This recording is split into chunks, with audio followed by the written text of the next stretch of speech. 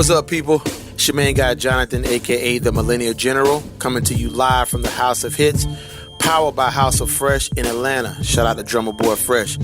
People, the world knows that Ciroc is a number one vodka, period. That's a closed case. The original Blue Dot, Red Berry, Coconut, Apple, Pineapple, Amaretto, Peach, and Mango fused flavor vodka has been dominating the game for over 5 years strong, and there is no competition. But you know your boy Diddy continues to raise the bar in the world of spirits. Check this out. The French vanilla flavor Ciroc has the game in a chokehold, people. This flavor vodka makes a believer out of every vodka and non-vodka drinker everywhere. You can't help but sign off on this. For real. The rich velvety taste of vanilla cream combines with hints of vanilla bean, resulting in a taste experience that is so smooth, so elegant. I'm trying to tell you, people, it puts you in that zone. It's not too sweet, and it's the perfect blend of vanilla, vodka, and sexy all into one. Ciroc French Vanilla can be enjoyed year-round on rocks or, with such things as ginger ale or iced coffee. The cool factor of French Vanilla Ciroc is that no matter what you chase it with, you won't be disappointed. That's what I'm talking about. A one of one. You can purchase the Ciroc Diddy Signature French Vanilla Limited Edition online right now at reservebar.com. That's www.reservebar.com. That's reservebar.com. Get that signature Ciroc Diddy French Vanilla Limited Edition signed by him, delivered right to your door at reservebar.com. It's your boy Jonathan, a.k.a. the Millennial General, for the $1 Million Mindset Podcast. Back to our scheduled programming. Let's get it, people.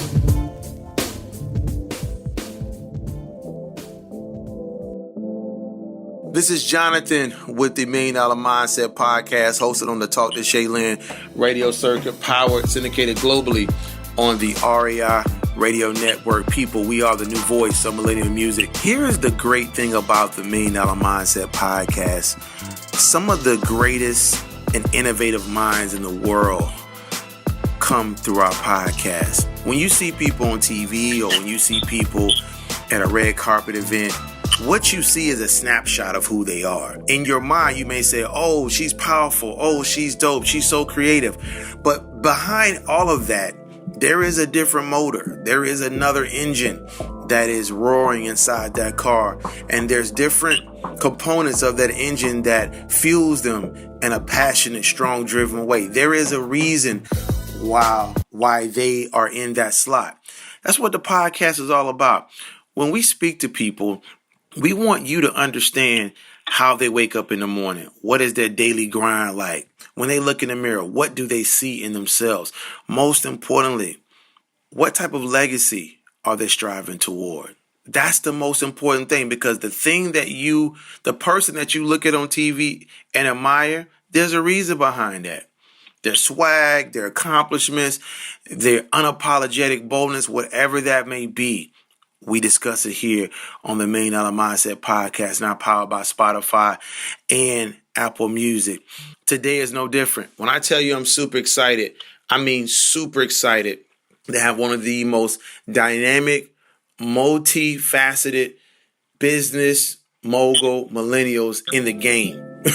For real, right now on the podcast. I'm so excited to have JOJO Zarur on the $1 Million Mindset Podcast. JOJO, welcome to the podcast. Thank you so much for having me. Absolutely.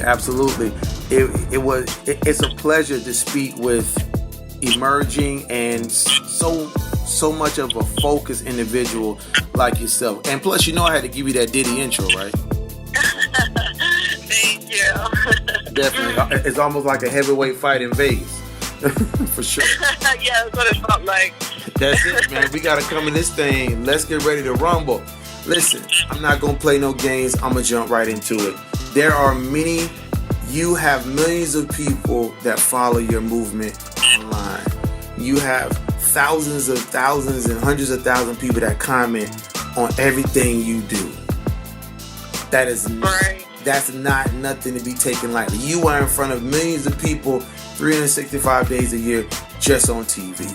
I want to know, It's just you and I talking. No publicist, nobody around, no parents, no nothing. It's just you staring in the mirror in your condo or in your crib, and you're looking in the mirror, and it's just you. Silence is in the room. What do you see in yourself as a woman in 2019? I see somebody that's, very young and successful for their age. I'm very focused, and I make sure that I'm very, very always humble. So, I like everything that's going on, and I don't even be thinking about the way you just put it. I've never really thought about it like that. I kind of just go on about my life, how I've been going on my whole life. So, yeah, I'm kind of proud of myself. So I'm really happy. I work on myself every single day. Right. So, when I look at myself in the mirror, I'm happy. Right. You see, JoJo, the reason why that we always ask people, what do you see when you look in the mirror is because the world sees you from many angles and many different situations and positions, and it's easy for people to say, oh, that's who she is, that's what she was, or this and that, and it's really like an unfair advantage of being a public figure. But the advantage is you get the chance to incite and inspire millions of people across the world, if not even the whole world. So that's why I always ask people, when you look in the mirror, when nobody's around, it's just you and just the air and God, so to speak. Like, what do you see in yourself as a person? So when people hear this, they can understand that version of you that they may never get from buying some of your clothes or watching you on TV or in different or through social media, because that's the innocence that's lost in journalism. Yeah, and that's one of the things that I've been trying to work on, because I know that, the way you go on TV, you get portrayed a certain type of way. Like, you follow storylines at the end of the day. A lot of the stuff is scripted, so you're not really yourself when you're shooting, reality TV. So, I'm very nervous because a lot of people, they see me on TV and they see me, all about business, and, they know that I'm well off. So a lot of people, think that I'm stuck up and bougie and this and that. And, I'm really completely opposite.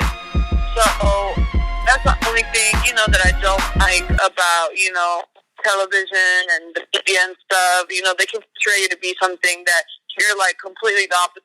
And that's, I think it's very important that, people like me that have huge influence, do a better job of, speaking on their social media and just setting an example, trying to help people. Because I know, for me, a lot of people ask me, how do you start a business? Like, how do you do, all the things that you do? And instead of me, just working on myself, it's definitely good to work in helping others get to, or at least influence them, make it easier for them to get, like me, as successful as I am. Absolutely. So that's, one of the things that's a little challenging for me, because I'm so used to, getting up and just going straight to work. I don't care much about social media. And, it's crazy because, I feel if I put more work into it, I think my could be even, bigger. But, just be so focused on, people who work for me, businesses and stuff like that, that I feel like, I don't do enough for social media. Got it. I want to go into this part. As far as your grind, when you wake up in the morning, what time do you normally wake up in the morning to actually start your day? About 8 o'clock. Okay, so your grind goes from 8 a.m. in the morning until what time do you normally, hit the pillow? Oh, listen. With my work, it's like, when you're your own boss and you're an entrepreneur, it's like a 24-hour job. You know what I mean? Like, some days will be where, I only for 5 hours, and there'll be another day that I work for 15 hours. So it's really, it's not like a regular job. Sometimes, I'll be working 15 hours every day, so it doesn't really matter. The only thing that matters is that, I'm up in the morning every day. Sometimes, I don't be sleep. You just have to kind of, when you are an entrepreneur, you got to be okay with that. You got to be okay with sacrifice, having a social life, all that kind of stuff. So, me, the way I look at it, it's just, I like to start early in the day because I like to take advantage the whole day and be as good as possible. Gotcha on that. I want to go into this part right here because I think it's very important because you're right. There is no set hours. There's always a range, and you burn the candles at 4 different ends, north, south, east, and west, for sure. When you look at your business conglomerate or your empire or your enterprises, what is that comprised of? I know you have you and the television media part, but then you have what other components directly that people may not know? Well, you guys know from watching the show, I have a clothing store with Miami. I have a line, and right now I'm working on a collaboration with Coogee. So it's going to be sold in Foot Locker. And I have a lot of collaborations. I work with a lot of people. Like, I'm still a celebrity stylist. Like, I have huge clients that I style. And I'm working on other projects. I work into other aspects of TV, other aspects of beauty, maybe some makeup, hair, all that stuff. Right. So you have different departments of your actual company. When you talk about the fashion part in your online store and your physical store, as far as clothing, how much describe your passion for the clothing business and how does that help accentuate and illuminate your brand as a whole? Fashion is everything. Fashion is the reason why I love Hip Hop Miami. Because for me, I saw, TV as a marketing strategy for my brand. I didn't go on TV wanting to be a reality star. I went over there trying to put my business, I think it was a great platform for me to open my first business. I started as an employee at a store, then moved up to being a stylist. I was a huge stylist in the scene. Like, I had styled every, rapper, athlete that's like a fashion icon. So after that, that's when Love and Hip Hop came to me. And, hip-hop comes with goods and bads, you know what I mean? It involves you in a drama and it puts you in a different light, but at the same time, it's a huge platform. Huge platform if you have brand. I'm not just going on Love and Hip Hop. I'm Love and Hip Hop. Like, I'm shooting in my storyline revolves around it. So for me, fashion is the only reason why I even got on TV. Right. So, it's my whole life at this point. Like, I eat big dreams, everything is fashion is really you brought fashion to the Love and Hip Hop Miami franchise. Definitely shout out to the whole team over there, Mona and everybody. But you did that in a big way, kind of like what fabulous girl Emily brought to New York, because Emily's she's a celebrity stylist, great with fashion. So to me, when I saw you on the show, I thought about that. You brought such a company structure there because your fashion sense is so dynamic, but you're so successful in that lane as far as what look illuminates and looks hot in the right moment. And that's all it's about. And you do that very well as far as with your fashion, your coordination, and your color schemes and your blends and your choice of hues. So definitely shout out to that and the things you brought to my friend. Oh, absolutely. It speaks for itself. Either you have it or you don't. Point blank. Either you have it or you don't. You can't create swag. It has to be there. Yeah, a lot of people, and that's the only thing that concerns me is like, me, I love hip hop. I don't want people to know me for being on Love and Hip Hop. I need people to know because my resume is crazy when it comes to fashion. So I always like to remember people like, yeah, I'm on TV because, I'm a stylist. Like, I'm this huge and So it's not really hip hop, you know? I'm kind of like my own band. Right. Absolutely. Yeah. I want to go into this last part here. You have accomplished a lot of things, a mountain of things in a short period of time. From you, I mean, just even from an ethnicity aspect, being part Mexican, Lebanese, being able to bring your culture into this country, and most importantly, use your diverse God-given talent to do what you're doing now in fashion and styling and media and branding. Right now, what is one thing that you feel like you need to improve on as a person in 2019 in order to be a better version of you? I mean, of course, more than one. I definitely want to be involved with the community. You know what I mean? Like, it's so easy to just focus on myself and my business, you know, and keep that going. But I feel like I definitely, you know, be more on social media. I need to help, you know, especially younger women that are like, you know, trying to be independent, their own stuff. Like, I feel like I definitely want to help more, whatever is through social media, going to schools, whatever it is. Like, you know, I think that I've done a lot for myself in like a short period of time. So I definitely want to start doing more to help other people get to where I'm. Yeah, I think that would be the biggest thing for me. Got it. Is being more with you know, helping other people. You said you mean being more involved with helping other people? Yeah, helping other people with their business and stuff. Like, you know, I know a lot about business. Right. So I know a lot about branding. You know, everything I've done so far, you know, up to Love and Hip Hop is I've really done all this, you know, by myself. The publicist, you know, is by my side. So like really just me and her, you know, against the and it's not easy. So, you know, I definitely I want to be able to, you know, guide young girls, like, you know, to do stuff the right way. Yeah. I finished college, you know, I put in a lot of work. You can get where you want, doing, you know, working hard and doing stuff the right way.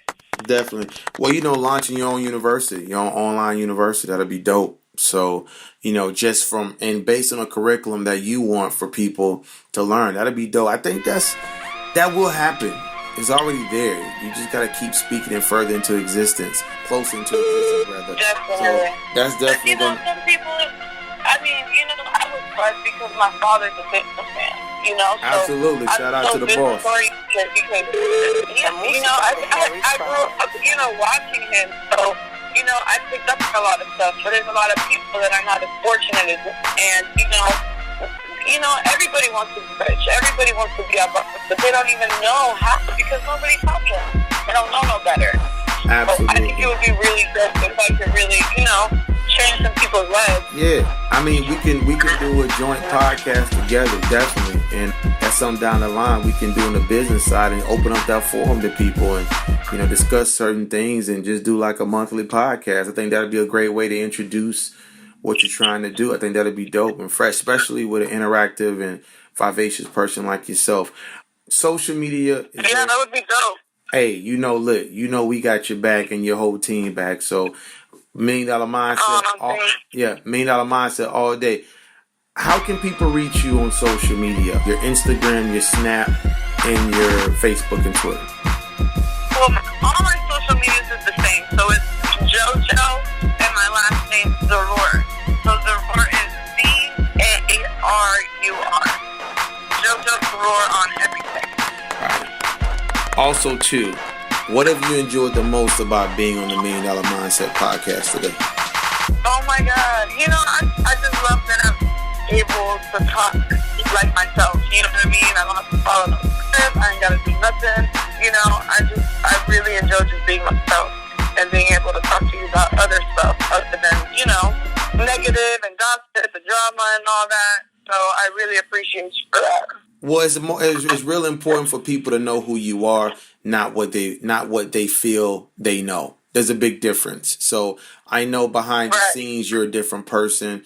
Like you said, people may think you stuck up because you look good. You come from a strong background. Then they see stuff. Then she got money, say she's back. But I mean, you can speak to people normally. You can communicate with people on social media.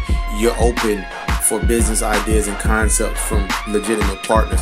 Those things people may not know because of one side of you, which is cool. That's part of the game. But our platform, $1 Million Mindset, is about showing people, displaying, broadcasting the real side of you, which is that JoJo, that we could be at Chick-fil-A together, eating the number one with a Diet Frosted lemonade, kicking it like, what's up? You signing autographs of people coming through like, who is this exotic looking Mexican / is she black? Is she, you know what I'm saying? Like, that's the kind of JoJo I feel that you are, which is who you just said you are. So it's all love from the community.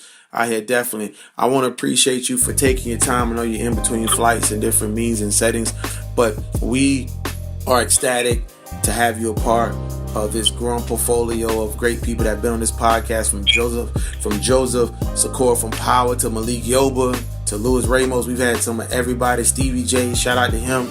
So, but I'm glad to have you now on the podcast. Add your name up on that billboard of people. Trust me, I'm super honored to be speaking with you today. And thank you. And thank you for sharing your journey with our team today, all right? Thank you so much for everything. I appreciate you guys. No problem. God bless and good night. Thank you. Perfect.